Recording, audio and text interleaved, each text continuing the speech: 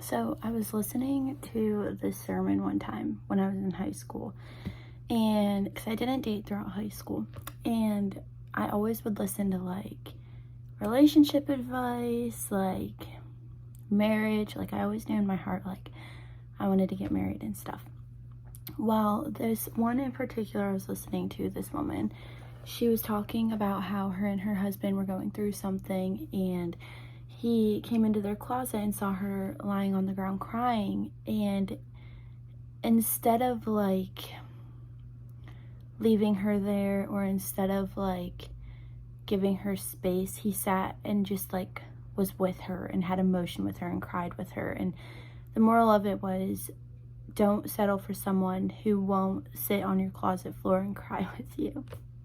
And I just feel like I've found that person, and I just want to speak into that of like, if there's girls out there that, oh, they found the one, or they're with their soulmate, but he won't go that extra mile, or something happens in life and he's like, sorry, I'm too busy, or I wish I could be there for you. Like, you make time for what you want.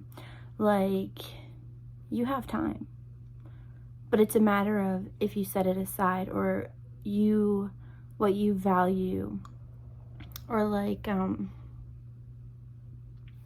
don't know, my brain's going blank right now, but you get what I'm saying. Like, the things that are important to you, you make time for. And if the person that you're with isn't making time for you, then I would question like their motives, you know?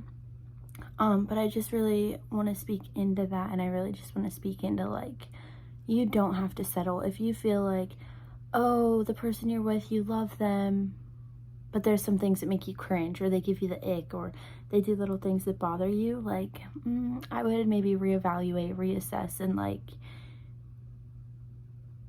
not, I don't know, just be guarded. I mean, the Bible talks about guarding our hearts and stuff, so I think that that's so important. And I just think that you are valuable, you are a treasure, you are a daughter of the one true King. And this goes for guys too. If you're with a girl that like, oh, I'm just too tired to come be with you, or that stinks, but that bothers me, so I don't want to be around it. Like, no, like, you're in the nitty gritty. Like, if you're dating someone and want to get married, like, lay it out on the table. Like, just be real, raw, and honest. And if they can't